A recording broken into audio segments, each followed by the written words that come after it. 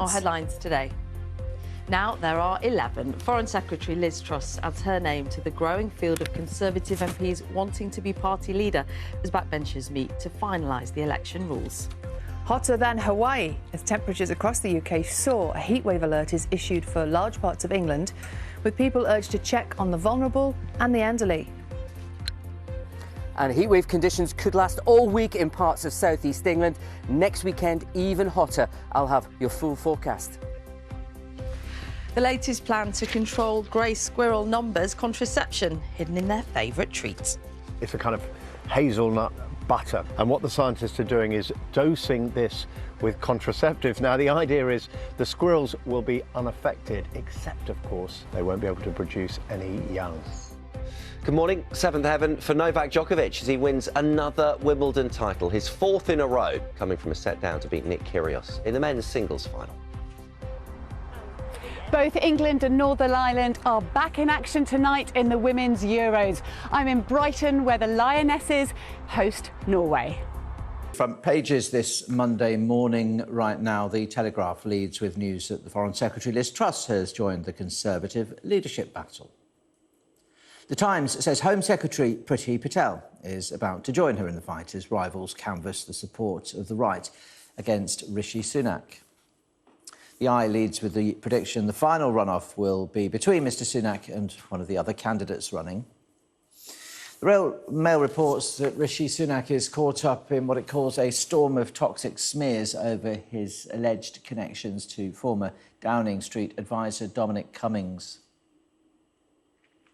More talk of smears in the Express, with the new Chancellor and leadership contender Nadhim Zahawi claiming he is being smeared over his personal tax affairs. More with Kay on that to come. Scorcher is the headline for the Metro. Nothing to do with the weather. The fact, though, the Tory leadership fight is heating up. The front page of The Guardian, an exclusive story about how Uber has flouted laws, duped police, exploited violence against drivers and aggressively lobbied governments. The Mirror leads with the worsening crisis in the ambulance service, with waits of up to 27 hours at A&E. And the Star leads with the latest heatwave, how it's putting people off going to work. But what the papers are saying this morning, most of the front page is focusing, of course, on the Conservative leadership race. Foreign Secretary Liz Truss has thrown her hat into the ring and writes in the Telegraph that she will cut tax from day one, reverse the rise in national insurance and overhaul business rates. Now, The Times reports that the record for the hottest day in Britain could be broken this week. We've been talking about that already this morning, haven't we? But we're all being advised to stay in the shade, to cover windows and to check on vulnerable people. Good advice. It ain't messed that one up, didn't I? One more go. I know what you mean. It ain't half hot, Mom. That's the headline in the Daily Mail. It carries this photo of the Duchess of Cambridge with her son Prince George watching the men's singles final at Wimbledon during yesterday's hot weather. Didn't he do well? He did really. We're going to talk about that a little bit more in just a second.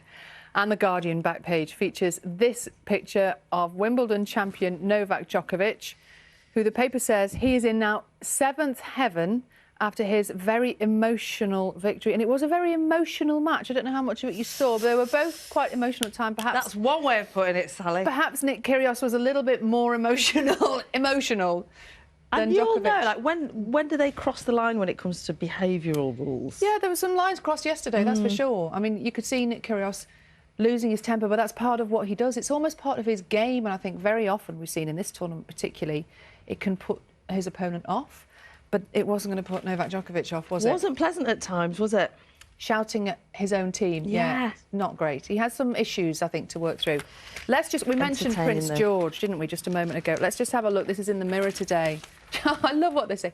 George smashes it. Look at him. There. So it was swelteringly hot, wasn't it? It was super, super hot. There he is, suit, tie, shirt fastened up to the top. He must have been absolutely boiling. He's 8. And the paper has highlighted how well he coped in the heat. Dashing in a smart outfit, engrossed in the game. Apparently he's a really, really big tennis fan. He was handed the trophy at the end by Novak Djokovic and he said, It's a bit heavy, and then gave it to his mum. He did so well, didn't he? He did really I'm not surprised well. they didn't take Prince Louis, though, after the Jubilee celebrations. Can you imagine? Did you see the brilliant tributes to Sue Barker yesterday? Yes. Oh, that made me cry. She has been amazing, amazing on the tennis, on all the coverage that she does. It really felt like the end of an era. Well, it is the end of a Wimbledon era. She did really well holding it together at the end. Yeah, a true pro to the end. Yeah. Definitely. So over lockdown, Yeah. we all started ordering a lot more. Well, a lot of people started ordering a lot more online. This is one of my bugbears, actually. When you order a tiny little thing from a deliverer and it comes in a massive box, pack it in. Retailers are being told as giant boxes are getting the blame for wasted trips. So oversized packaging is causing 5 million unnecessary delivery trips a year because of wasted space, according to research. Oh, I see, because the boxes take up too much space in the van. Yeah, so the protective cardboard boxes are significantly bigger than the product they use, meaning 85 million cubic metres of air is being transported to British homes, the equivalent of 34,000 Olympic swimming pools. I don't know what the answer is, though. I don't know why they're doing it. Well, they say they are automated. Amazon, they're pointing out specifically, say that they're automated boxes, but it's just not always working out. I don't like that when you open something and there's loads and loads of paper and just one tiny thing. I wonder if they could do like a return service when they stop off. Slightly disappointing.